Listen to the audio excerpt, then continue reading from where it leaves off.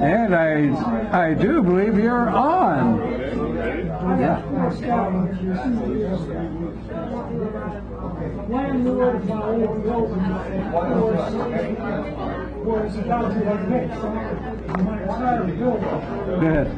Ladies and gentlemen, welcome to the second half of Sacred Grounds Open Mic. All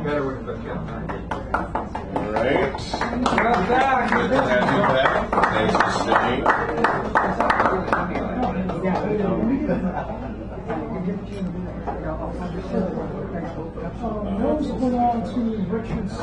All right. Okay, we have quite a few poets on the second half, so let's get going. First of all, let's give a hand to Teddy for hosting. Yay! Teddy!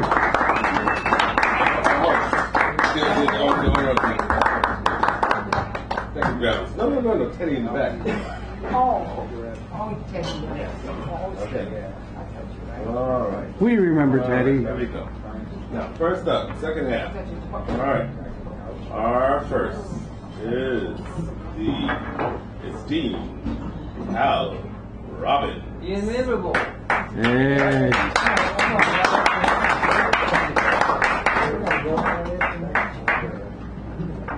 Thanks a lot.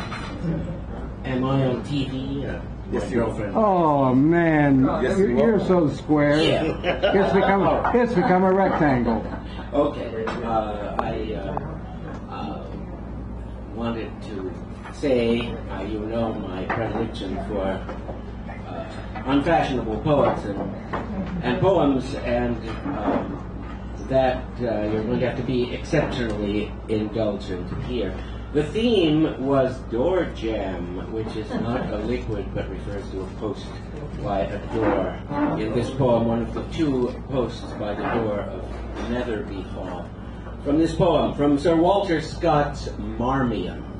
I don't think anybody reads this today, but I remember in the 60s Mad did a parody of it. That meant that kids and adolescents read it.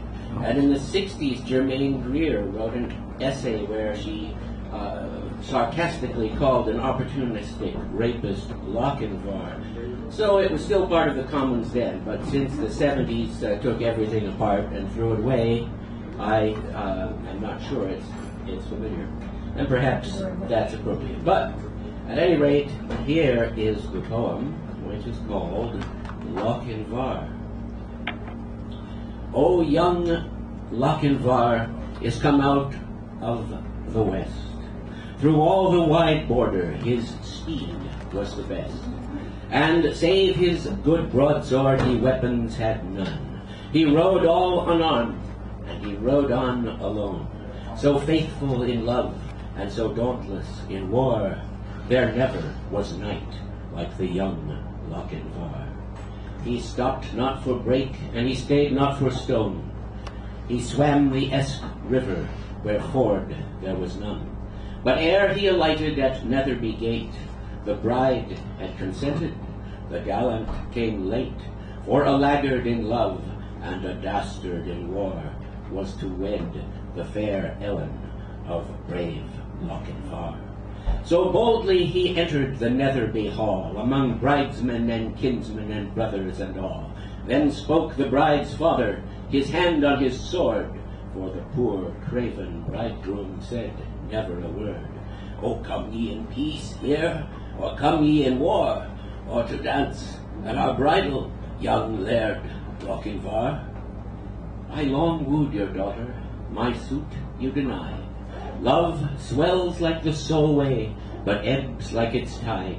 And now I am come with this lost love of mine, to lead but one measure, drink one cup of wine. There are maidens in Scotland more lovely by far, who would gladly be bride to the young Lochinvar. The bride kissed the goblet, the knight took it up. He quaffed off the wine, and he threw down the cup. She looked down to blush, and she looked up to sigh, with a smile on her lips and a tear in her eye. He took her soft hand ere her mother could bar. Now tread we a measure, said young Lochinvar. So stately his form, and so lovely her face, that never a hall such a galliard did grace, while her mother did fret, and her father did fume, and the bridegroom stood dangling his bonnet and plume. And the bridemaidens whispered, 'twere better by far to have matched our fair cousin with young Lochinvar. One touch to her hand, and one word in her ear, when they reached the hall door, where the charger stood near. So light to the croup the fair lady he swung, so light to the saddle before her he sprung. She is won, we are gone, over bank, bush, and score. They'll have fleet steeds that follow, quoth young Lochinvar. There was mounting mid reins of the Netherby clan, Forsters, Musgraves, and Fenwicks. They rode and they ran. There was racing and chasing on Cannobie Lee, but the lost bride of Netherby, there did they see. So daring in love, and so dauntless in war, did you e'er hear of gallant like young Lochinvar? Thank you. Oh, I need to have the attribution sheet. I'll just give you a little card. Yeah, thank you. Yeah. Thank you. Can you do me a favor? This is one of the numbered ones here. Oh, yes. Sorry. Got a blank? Yes. So can you do me a favor? Give one to Buford. I mean, to Owen. All right, next up will be the esteemed Marco Parks. All right, this is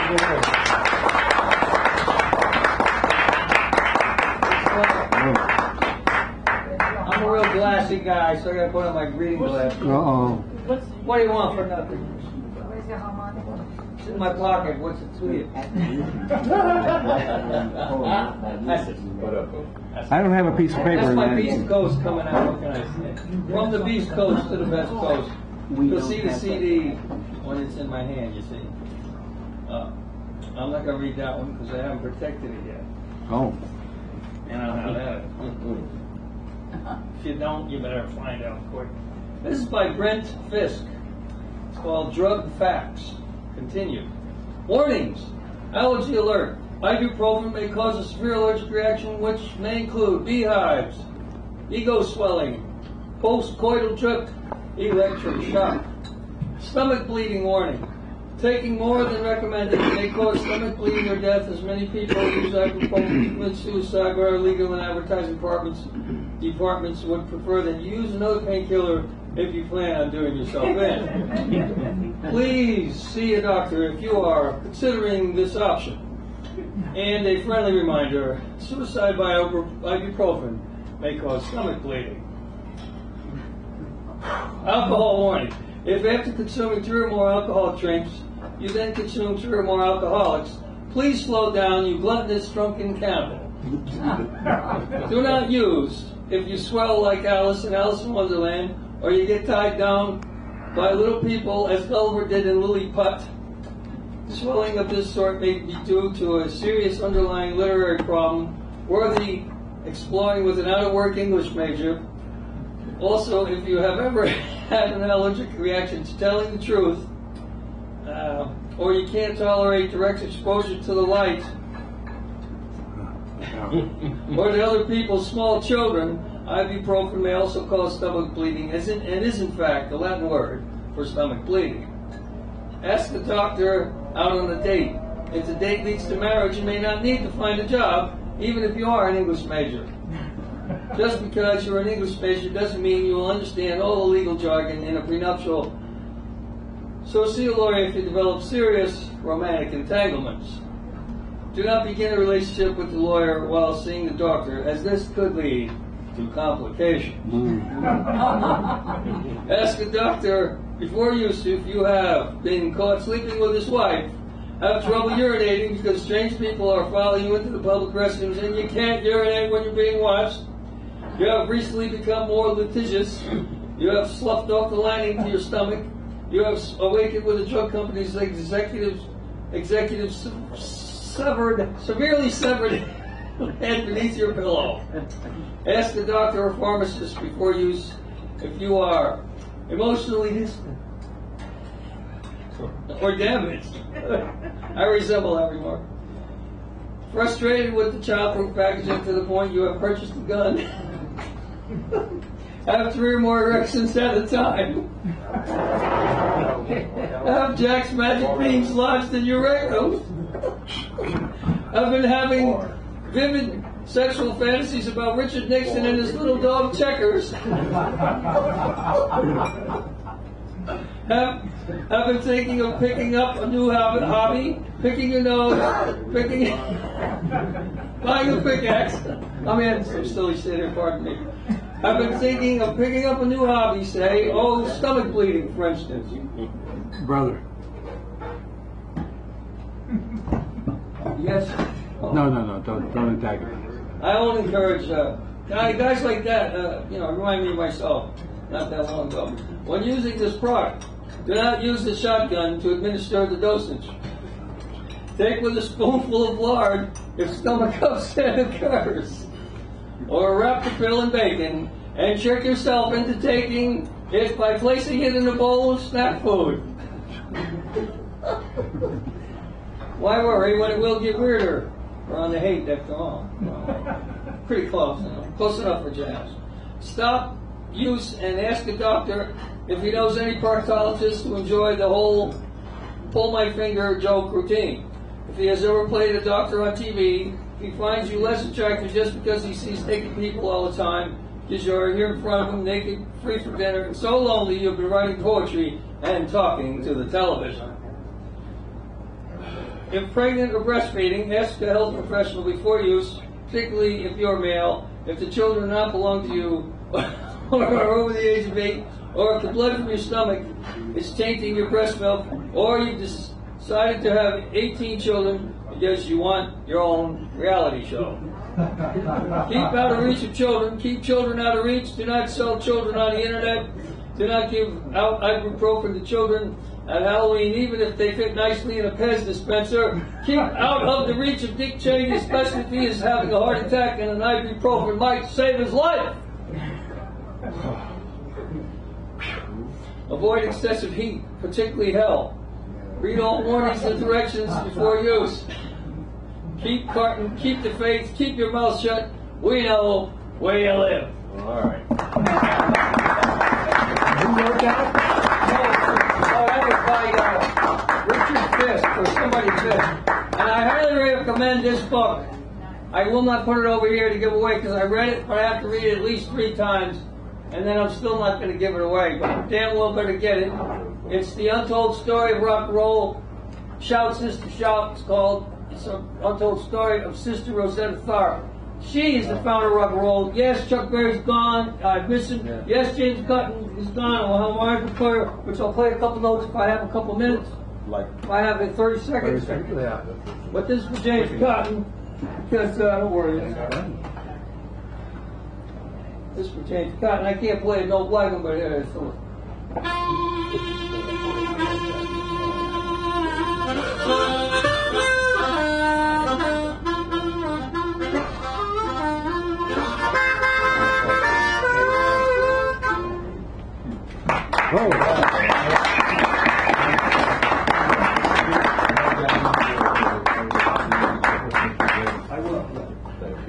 Thank you.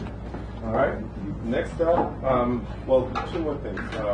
One, some wonderful stranger has decided to host and allow everyone to get one beverage or one snack on the house. So if you haven't done that, please help yourself and do that. And also, if there's anyone else who has not signed up who wants to read, now's the time to put your name in, okay? All right, that being said, next up is Andreas. All right, have you been with this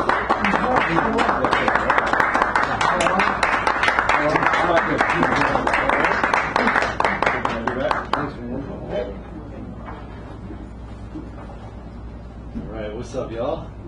My name's Andreas. It's a pleasure to be here. I came out to support my friend D. Allen, who rocked it tonight. Thanks, D. It's been a while since I've seen D perform, and I love his tagline, "I'm D. Allen, and you're the crowd." That's my favorite part. All right. You know, this one, some of this stuff is, it's not really polished. Yeah, anyway. And also, typically I don't curse in my rhymes, but this one's got a little curse in it, so forgive me. Sometimes I feel like a motherfucking loser. I want to live my life right, but still I choose to lay around, dick around. How am I supposed to get up now? All my energy is drained and my spirit's feeling down. Open up the curtains to the world at large. I got so much to do, but don't feel in charge of my body or my mind. Hijacked this time by old habits in my spine that reflect the kind of behavior I was raised with. Chained to a slave ship, overseer keeping me in line by cracking the whip. I made shifts in my views of the world. Seek freedom from societal norms that swirl through unconscious awareness. Messages impair this ability to see the world clearly. I declare this a war on my psyche. I didn't invite thee into my vicinity, so how the hell did you find me? Time to clear the mind of these memes invasive. Trying to stay alive means trying to stay patient. You trip up, you get up, strengthen like a sit-up. Change your patterns that got you caught like the hiccups. Focus on service, that's your main purpose. Anything else remains, becomes worthless. Curse the blemishes, I can't believe I let them in. Nobody's perfect, son. Come on, yo, get up, kid.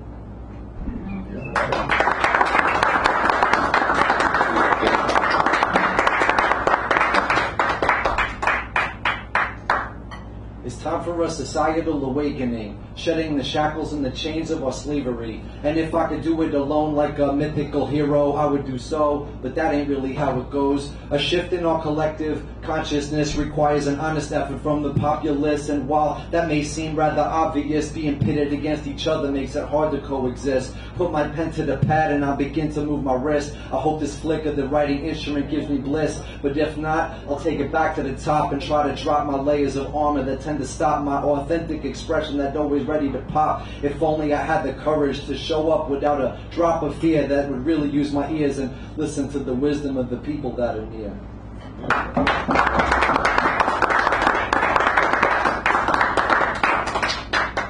Take a little moment, put the pen to the notebook. I write, and as I write, all of these feelings get stirred up inside of me. I'm trying to be of service to society, and to be honest, it's the hardest thing I've ever tried to see come to fruition. Using my two hands, scope out a vision and write down my plan, then keep it on the top of your mind, and put one foot in front of the other, son. And every day make a little bit of progress. Before you know it, you'll be having lots of success. I feel blessed to understand the rules of the game, comprehend life secrets that are never gonna change. Your personal power is apparent in the 11th hour. Hold it together and deliver under the pressure. Cowards never do that. They give up and move back, but I'm gonna find the strength I need to hold up under attack.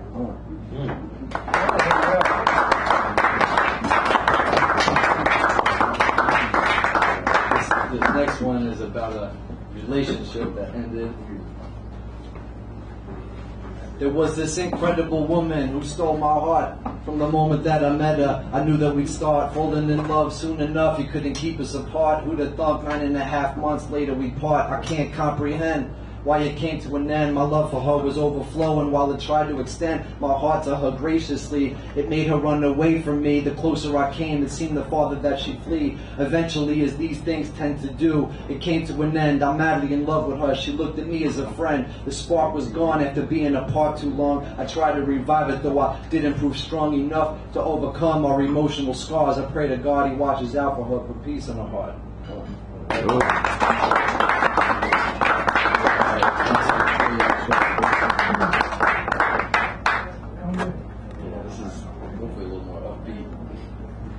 The sun is shining and the wind is in my face. I'm feeling relaxed like I finally found a place. I can chill a minute and put down my load. I'll pick it back up again when it's time to hit the road. But for now I'm straight kicking it, putting up my feet. Throw on some headphones and a real mellow beat. If I happen to fall asleep, wake me up when it's time to eat. Otherwise I'm fine. I got some colorful dreams. How to exercise in my mind through visual mysteries. Believe that when it's time to leave, you'll see the leaves from the trees gathering around my knees. I'm kind of like the leaf, always blowing in the wind. Life takes me here and there, and I try to accept it. Forget about my preference, the weather or the president. Don't sweat it, it's gonna change soon enough. So just let it take its course. Put my trust in the force to guide this life of mine to the appropriate doors. It's up to you to walk through them, though. The choice is yours.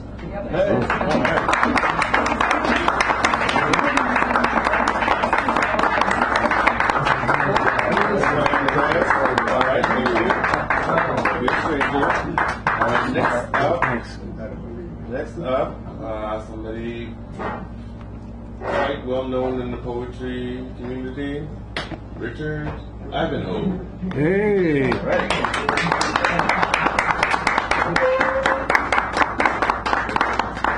Also hosts the Page Street Library, right? Yep. Richard. All right, thank you.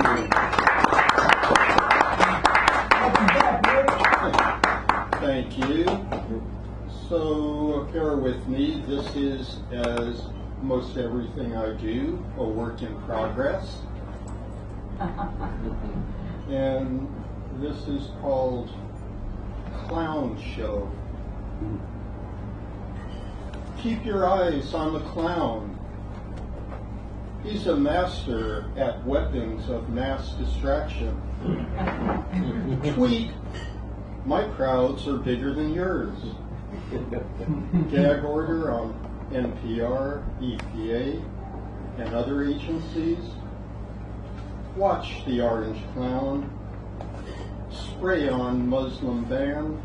Can't hide on constitutional odor. Tweet, Acting Attorney General Yates fired. Gorsuch nominated to Supreme Court. ExxonMobil to head State Department and drill in the Arctic. Keep your eyes on the clown. Tweet, UC Berkeley to lose federal funds. Jerry Falwell named to Education Deregulation Task Force. Dodd-Frank to be rolled back. Tweet, so-called judges. Elizabeth Warren persisted. Patience plus resistance equals persistence. Watch the orange clown. Tweet, Nordstrom treated Ivanka unfairly. Kellyanne Conway says buy Ivanka stuff. Michael Flynn resigns. Keep your eyes on the clown. Tweet, leaks, not contacts, are the real story. Oil and gas companies don't need to disclose payments to foreign or U.S. governments. Somebody, please, let loose the dancing bears. End this clown show.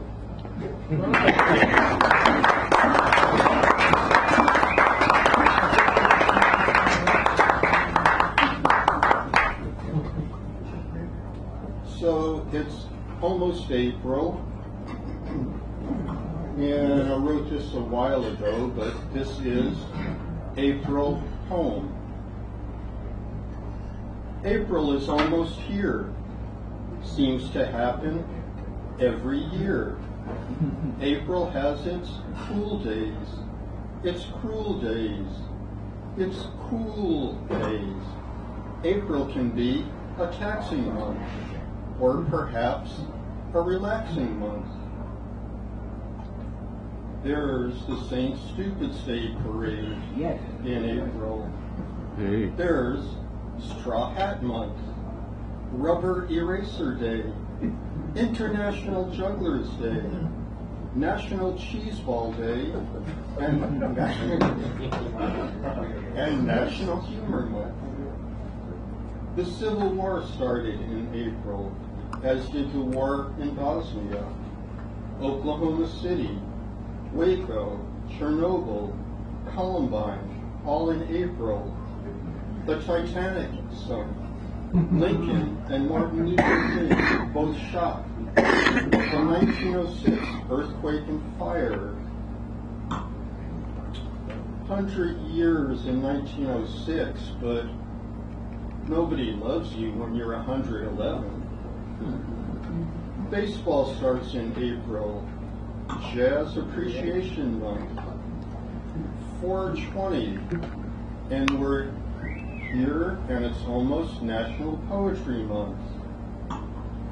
I could write a depressing metaphor about how I feel like a non-biodegradable plastic bag, or how little I've accomplished, similar to trying to get a public toilet on Haight Street, which they actually did, Buena Vista Park.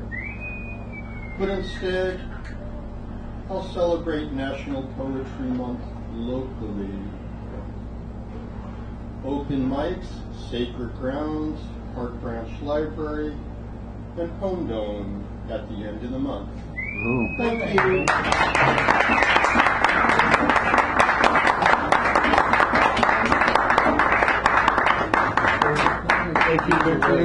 Temporary tattoos, and I don't know what power the in fifth there. So Up next. Okay. I might give these to Give a Drift. good hand for Jasmine. I need your temporary tattoos.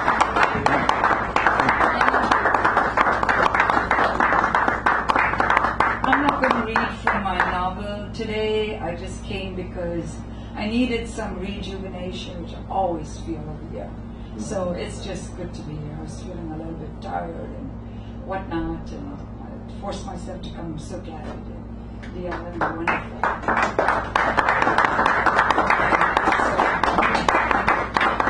Young Lockett Bar, yeah, the Irish nuns and the British nuns forced it down our throats, so I know it almost by heart.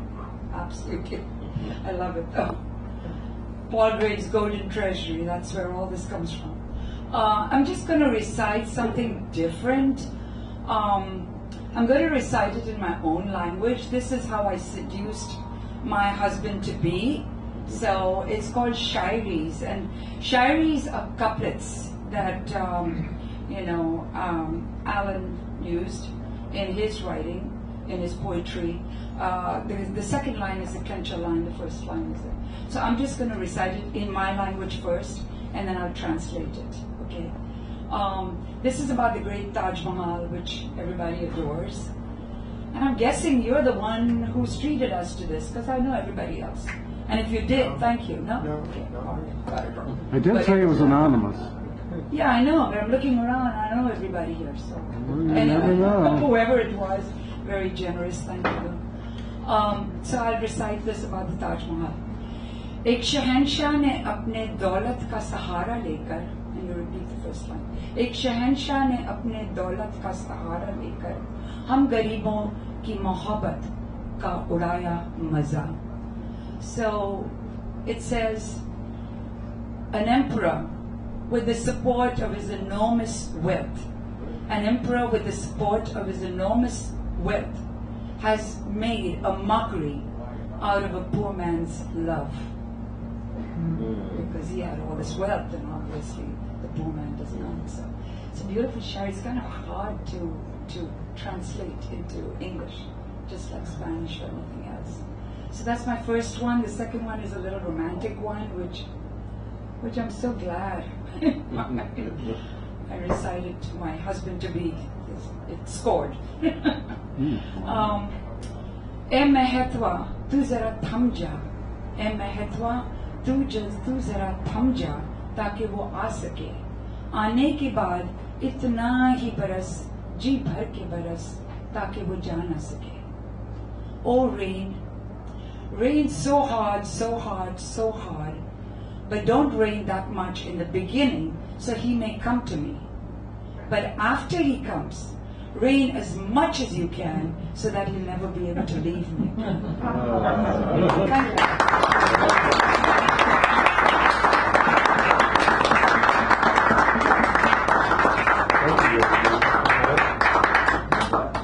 Okay, we're coming down towards the end. The next up is Garrett Murphy. All right, Garrett.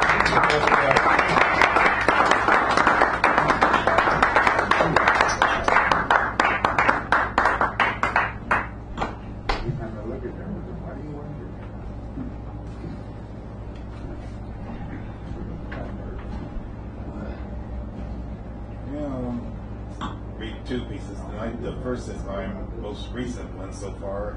It's called Band-Aid. Big fool. What do you mean I can't do this, Ben? I have executive privilege. And I say I can ban Libyans, Yemenis, Iranians, Syrians, Iraqis, Somalians, and Sudanese, and all their visa holders, all their U.S. born natives, and their mothers too. Courts, stop right there. You just do not understand our Constitution and the heart's desire of our freedom, sir. Big fool. Oh, all right. Just to humor you, I'll instead ban the Libyans, Yemenis, Iranians, Syrians, Somalians, and Sudanese. I'll leave the visa holders, U.S. born natives, and mothers and others alone for now. Satisfied? Courts. No. You still do not understand what is constitutionally palatable or desirable, sir. Big fool finally blows up. Oh, you are so picky, so treasonous, so un-American. You ought to be fired. You traitors would never be satisfied even if I banned myself and took my entire cabinet, sycophants, and cronies with me. Courts. All contrary. Now you understand.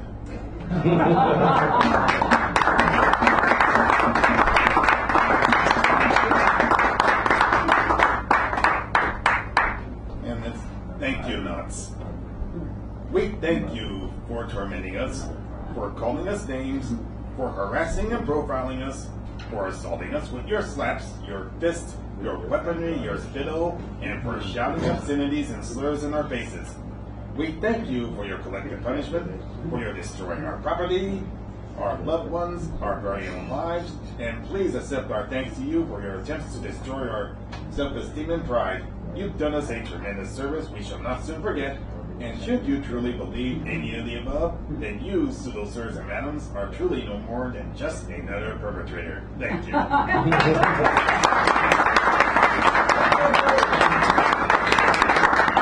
Yeah.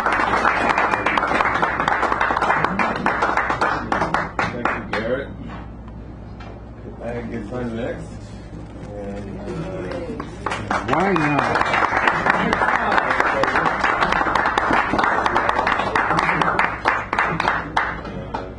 Oh, brother, there's a gentleman here. Yes. Speak. Just keep it quiet so we can get poetry. Okay. I have nothing new. Just small ones. It's a little short one. It's called One Day.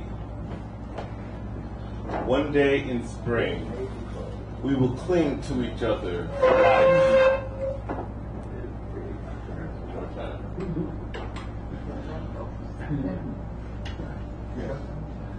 One day in spring, we will cling to each other for life on summer wings, where love will bring an overcoat to fall upon our shoulders to keep us winter sweet, until we come to spring again, and the seasons all repeat. Yeah.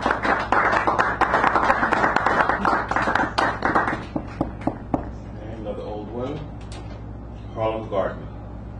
And reading this one because Taylor read a poem last week about Harlem, and I'm from New York, Brooklyn, so I want to share this one, Harlem Garden. The world and time much too quickly flew by, as my Afrocentric friend and I sat chatting in a garden in Harlem. Surrounded by bloom and urban gloom, we spoke of fresh flowers, dried lovers, and future flights, of outsiders moving to Sugar Hill, stealing stars from the black night, the salsa parties lasting long past first sign of light. We weave stories of straw baskets and petty crime, kente cloth and dogs, stray cats of 9 lives, as summer, time, much too quickly flew by, when my friend of African style and I sat chatting in a garden in Harlem, where fresh mustard greens, old deferred dreams, and more were spliced with new couples, mixed, gay, white, and pro, plus ongoing trouble with the neighbor next door. We talked about the history, a culturally rich stew, from Apollo to either river or bridge, though the fate of jazz is a mystery in a haven for blacks and blues. Harlem remains an ever-changing place to live. From the Bronx's edge across Morningside to Central Park's Ridge. So much left to see, but much less than enough time for me to barely say goodbye. Before the world and time much too quickly flew by, while my friend who leads to the African side and I sat chatting in the garden in Harlem.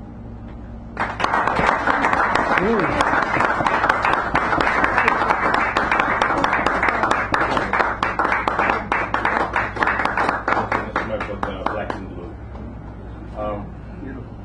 The last piece I'd like to read, I would like tonight's feature to accompany me on this piece because it happens to be his piece. Oh. And he gave me a copy of it quite a while ago, and I've never read it, and I'm very nervous about reading it, especially from him, but he's going to help me. So we're going to read Brick by Brick by D. Allen. Brick by brick, wall by wall. Behind the razor wire, concrete fences tall. Brick by brick, wall by wall. Holding condemned men, one and all. Brick by brick, wall by wall. Spectre of death leaves a lingering pall. Brick by brick, wall by wall. Sits one soul who don't belong here at all. Brick by brick, wall by wall. While madness permeates every cage-filled hall. Brick by brick, wall by wall. While keeping him confined, the system's servants have a ball. Brick by brick, wall by wall. The voice of the voiceless won't be silenced or stalled. Brick by brick, wall by wall. 3 decades too long, he don't belong here at all. Brick by brick, wall by wall. He wasn't the cause of a racist cop's fatal fall. Brick by brick, wall by wall. Straight into a concrete hell he was hauled. Brick by brick, wall by wall. Sentenced to death, hanging judge had such gall. Brick by brick, wall by wall. Innocent man needs release, he don't belong here at all. Brick by brick, wall by wall. 23 hours in a cell makes time a slow crawl. Brick by brick, wall by wall. Awaiting fate, next dead man to walk the hall. Brick by brick, wall by wall. Getting louder and closer, a distant human squall. Brick by brick, wall by wall. Tearing down the structure at liberation's call. Brick by brick, wall by wall. Free Mumia Abu Jamal. Brick by brick, wall by wall. Free Mumia Abu Jamal. Brick by brick, wall by wall. Free Mumia Abu Jamal. Brick by brick, wall by wall. Free Mumia Abu Jamal. Thank you.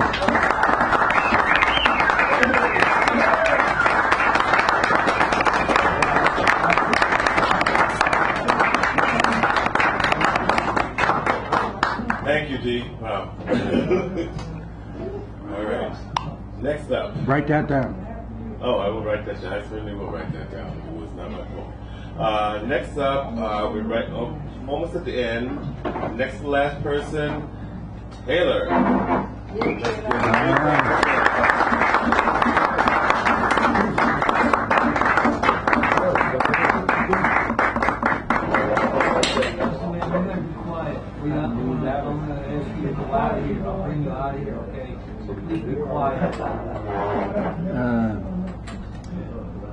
Good evening, everybody. My name is Taylor D. Duckett, aka Just Delay.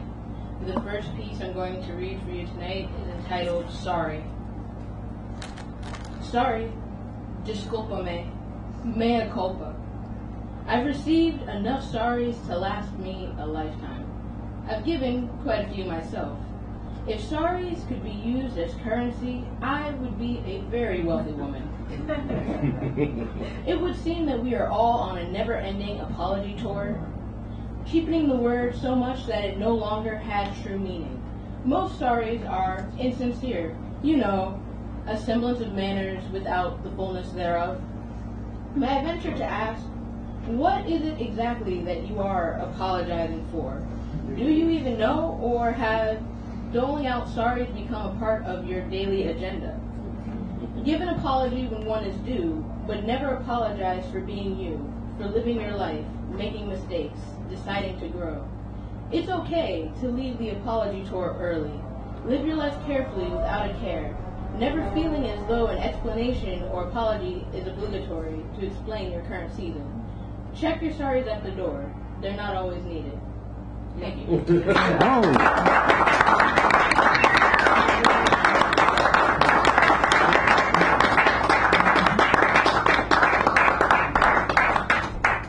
This next piece is entitled Hope Deferred, Realized Dreams. Hope deferred makes the heart sick. Hope is an anchor for our soul to ground us so we don't sink. When hope seems adrift and far off, we have to continue to stay the course, remembering that one day it'll become a realized dream.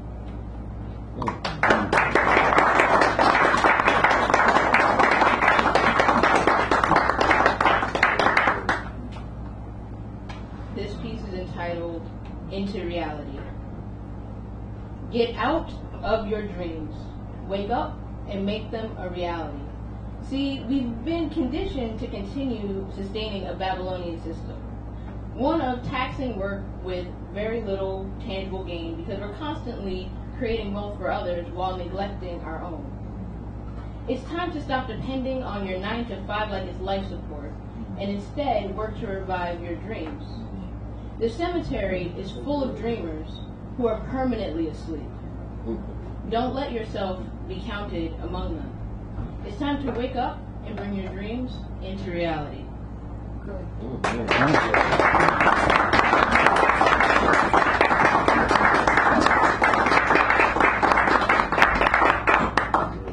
And my last piece for the evening is entitled Number 45.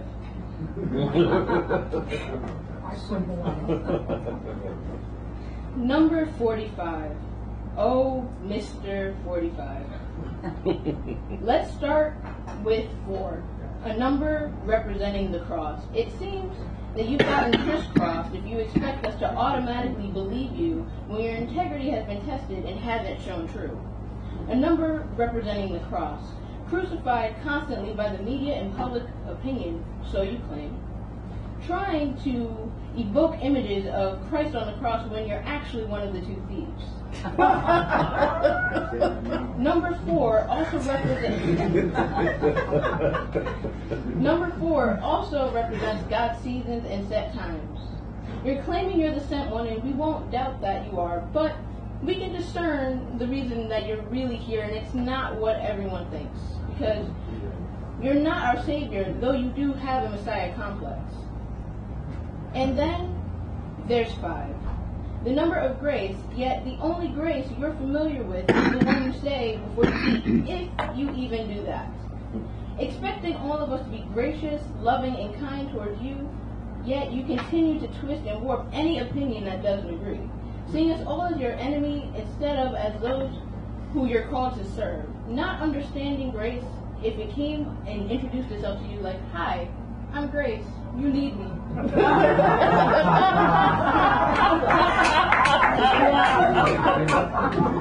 You cast it away and instead choose to be a bore.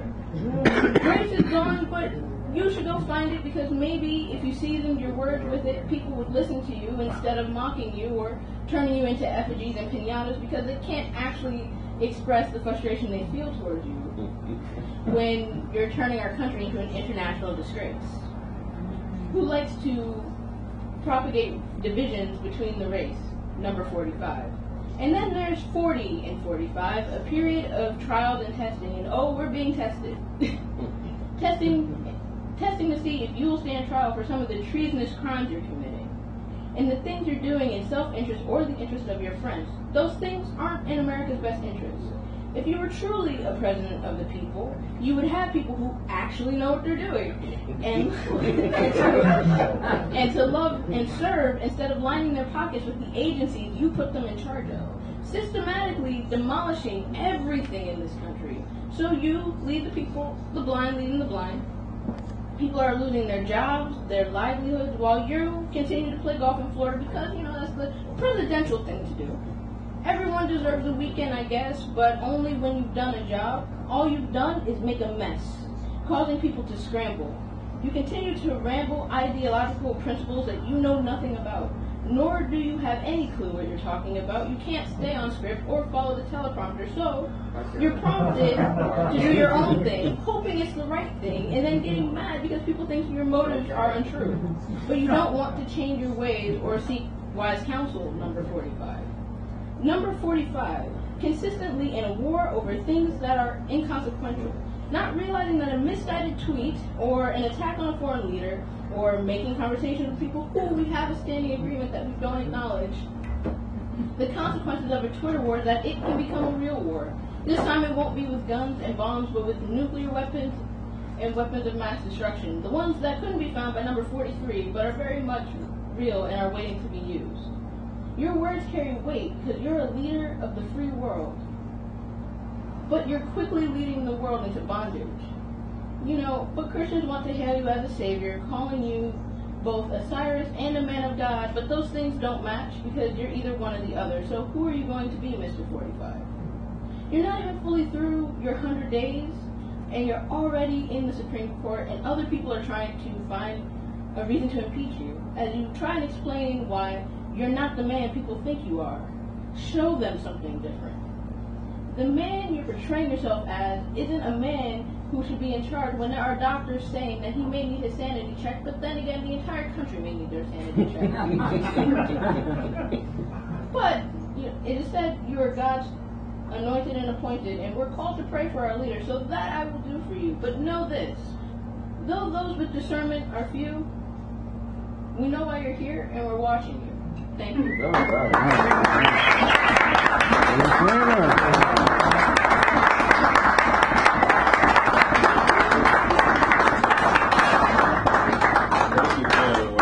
Taylor was our minute feature, by the way, before she dropped in. And we are up to the very last, before, I just want to let everybody know, do not leave as soon as the last person reads because we have some incredible prizes here. Many, many prizes, probably more than here. Including cookies.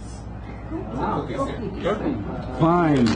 But anyway, last up is don't walk away, don't walk away, don't walk away. He's walking away. Rabies, Trump rabies. Time to smile.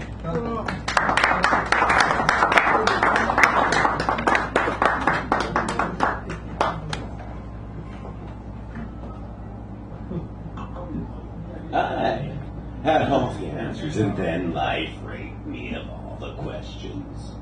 Or how I stopped worrying and learned to love our Führer.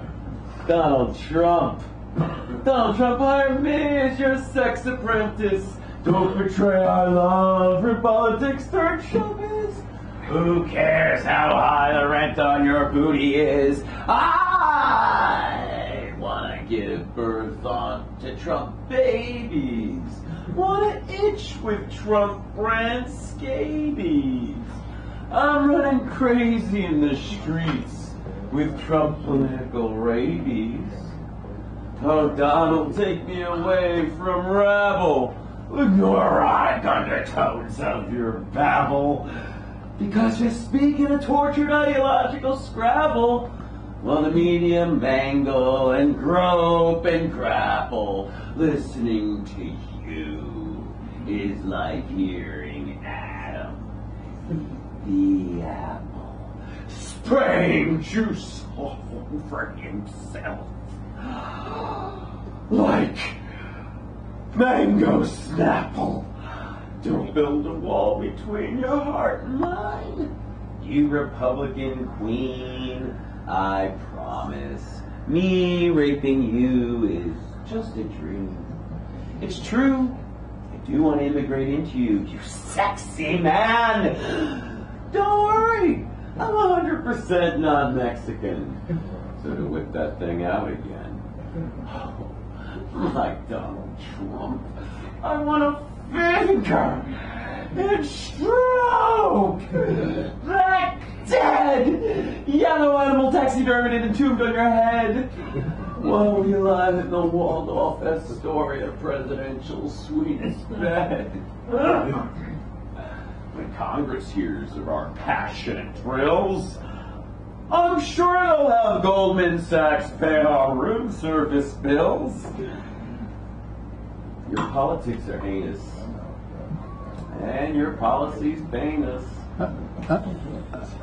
But I want your maniacal rhetoric shoved up my anus. It won't hurt for long. Less than a decade of Donald Trump tears.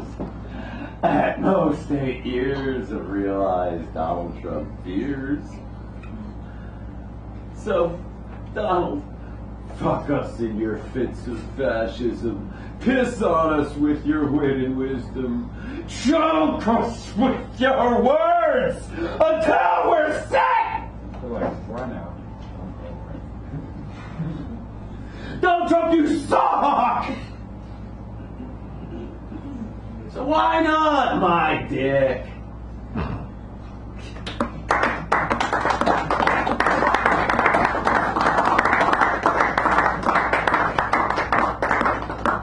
Do I have time for one more quick one? Alright, this is a letter to my revolutionary friend. I thought I was burning for Bernie. Turned out to be the chlamydia. If I told you I voted for Hillary, would that get rid of you? You say it doesn't matter if we vote, because it's always the same boot on our throat. It's the barrel of the gun that decides who lives and who dies. They're all two sides of the same coin you want to spend. An argument over money cost me my friend. Thank you.